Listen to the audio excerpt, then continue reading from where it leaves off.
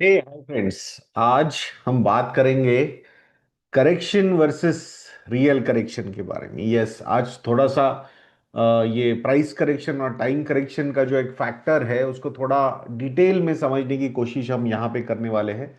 बहुत बार कुछ स्नैपशॉट्स है प्राइस करेक्शन और टाइप करेक्शन के, हम शेयर करते हैं, ट्विटर पे करते हैं, प्लस यूट्यूब के कम्युनिटी पोस्ट पे भी हम डालते हैं। तो अभी थोड़ा सा आज जरा डिटेल में डिस्कशन करके समझते हैं कि ये एग्जैक्टली है क्या। और जिस तरीके से अभी रिसेंट पास्ट में ऑलमोस्ट 10-11% का एक एब्सोल्यूट करेक्शन हमने मार्केट में देखा है, ओवरऑल करेक्शन भी कैसे देख रहे हैं, तो ये सारे फैक्टर्स देखेंगे और क्यों इन सिनारियोज में लॉन्ग टर्म इन्वेस्टिंग के लिए बहुत ही बढ़िया एटमॉस्फेयर क्रिएट होता है, बट सेंटिमेंट्स वैसे नहीं होते हैं। तो इसी के बारे में थोड़ा सा आज समझते हैं दोस्तों। वी अंडरस्टैंड दैट कि 1 साल या 1.5 साल या 2 साल के एब्सोल्यूट टर्म्स पे रिटर्न्स या एसआईपी के पॉइंट ऑफ व्यू से रिटर्न सब जगह पे निगेटिविटी हमें नजर आ रही है। 3-3, 5-5 साल के जो रिटर्न्स है वो सिंगल डिजिट में नजर आ रहे हैं, तो ऑब्वियसली लॉन्ग टर्म इन्वेस्टर्स काफी डीमोटिवेट होते हैं। और उस केस में अगर मार्केट में वॉइसेस ऐसे आती है कि 3 साल रिटर्न नहीं बनेंगे, 5 साल रिटर्न नहीं बनेंगे एंड ऑल दोज थिंग्स, तो आई थिंक उसमें प्रैक्टिकल रहना, रैशनल रहना, ये थोड़ा सा डिफिकल्ट हो जाता है। तो उसी बिहेवियर मैनेजमेंट की कोशिश आज हम यहाँ पे करने वाले हैं with few numbers. And we hope that कि at the end of the video you will feel motivated to hold your equity investments from the long term point of view for your long term financial goals. So ये correction किस किस type के corrections होते हैं, तो पहले एक होता है प्राइस करेक्शन, जो हमें हर जगह पे दिख मतलब हाँ समझ में आता है, क्योंकि कि भाई जो ऑल टाइम हाई लेवल्स थे वहां से मार्केट कितना गिरा है या रिसेंट हाई लेवल पे से मार्केट कितना गिरा है, तो ये सीधा सीधा प्राइस पॉइंट्स हमें नजर आते हैं, तो वो करेक्शंस हमें सीधे सीधे नजर आते हैं। तो यहाँ पे हम तीन एग्जांपल्स लेने वाले हैं। पहला एग्जांपल रहेगा BSE 100 लार्ज के, ये जो लार्ज कैप इंडेक्स है, मतलब top 100 stocks of India. Then we will take BSE 150 mid cap, जो 150 स्टॉक्स है मिड कैप के, वो भी इंडेक्स हम यहाँ पे उसका भी करेक्शन समझेंगे। और तीसरा जो है वो रहेगा BSE 250 स्मॉल कैप। तो ये तीन इंडेक्स के प्राइस करेक्शंस पहले देखेंगे and then we will go towards the term called as time correction. So price correction पहले ये देखते हैं। सो BSE 100 की अगर हम यहाँ पे बात करते हैं, which is a large cap index है ये। ओके, सो ये जो इंडेक्स है 24 सितंबर 2024 को ये पर्टिकुलर इंडेक्स अपने ऑल टाइम हाई लेवल पे गया था, all time high level. Okay, so what was the level, all time high level क्या था इसका? 27,762। This was BSE 100 all time high level. अभी अगर करंट लेवल की मैं बात करता हूं, so what is the current level of BSE 100? So that is around 23,506। जब मैं ये वीडियो बना रहा हूं तब की मैं ये बात कर रहा हूं। So this is the current level. So अगर प्राइस करेक्शन के एंगल से हम बात करते हैं तो इसमें ऑलमोस्ट ऑलमोस्ट 15% का करेक्शन हो चुका है, 15% का प्राइस करेक्शन हम यहां पे देख रहे हैं। ठीक है, पहले सारे प्राइस करेक्शंस हम देख लेंगे। तो मतलब मोटा मोटा लार्ज कैप इंडेक्स जो है वो 15% से इंडिया में ऑल टाइम हाई लेवल से गिर चुका है। देन नेक्स्ट जो है वो हम इंडेक्स देखेंगे BSE 150 मिड कैप। ओके, तो ये जो इंडेक्स है ये इंडेक्स भी 24 सितंबर 2024 को all time high level touch कर दिया था इसने भी, and the level was 17,174। This was the all time high level. Okay, तो ये, और what is the current level of this particular index? So this level is 14,388। सो अगर यहां से लेके यहां तक ये गिरा है, तो what is the price correction in the mid cap index 150 index? So this price correction is -16.22%। जब मैं ये वीडियो बना रहा हूं तब की बात है। ठीक है, सो this is the price correction in mid cap index. तीसरा जो इंडेक्स है BSE 250 स्मॉल कैप। इसने भी 24 सितंबर को ही अपना all time high level touch किया था. What was the level? It was all time high level 7551. This was all time high of BSE 250 small cap. What is the current level? तो current level is 5687. तो ये अपना current level है. तो यहां पे जो प्राइस करेक्शन हुआ है स्मॉल कैप में, सो वो प्राइस करेक्शन कितना है? Which is around 24.69%. तो ये काफी ज्यादा हुआ है.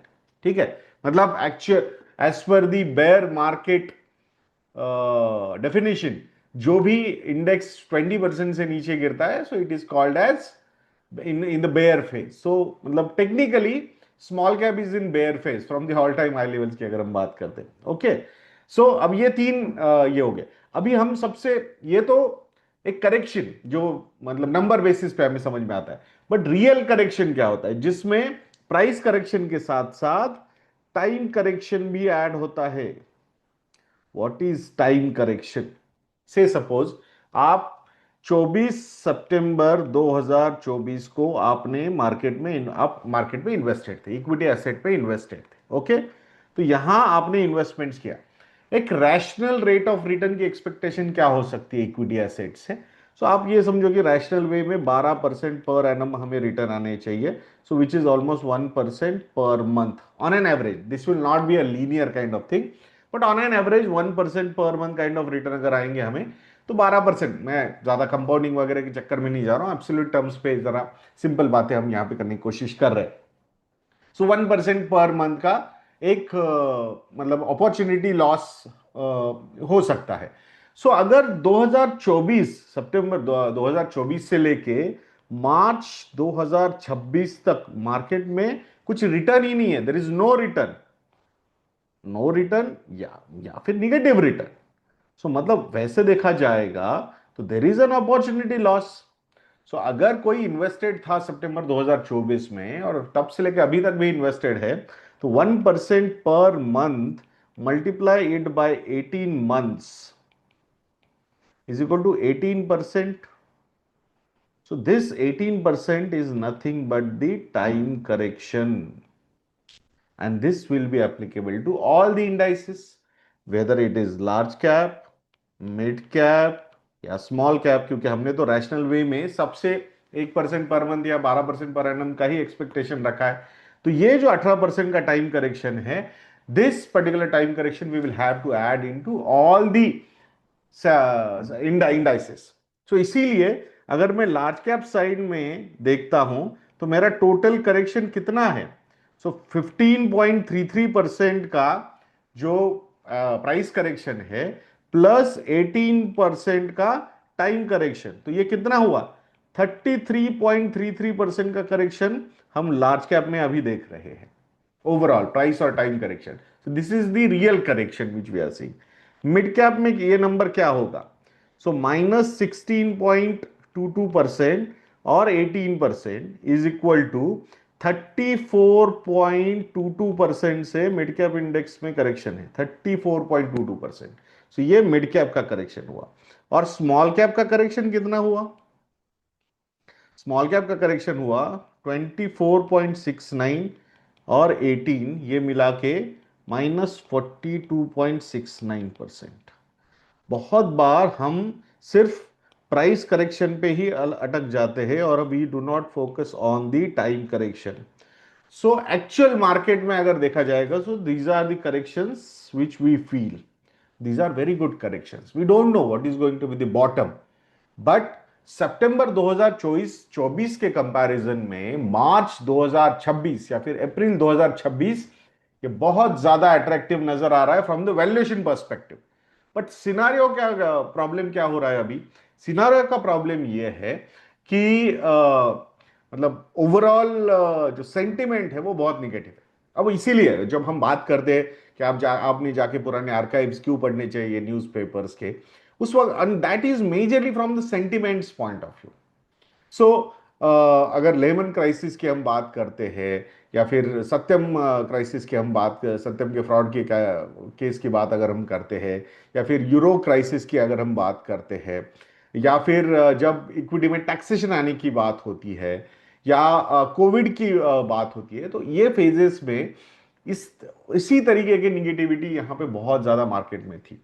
एंड नोबडी नोज कि एग्जैक्टली कौन सा बॉटम होगा कौन सा नहीं होगा, but these kind of corrections definitely give us a lot of comfort from the long term holding point of view.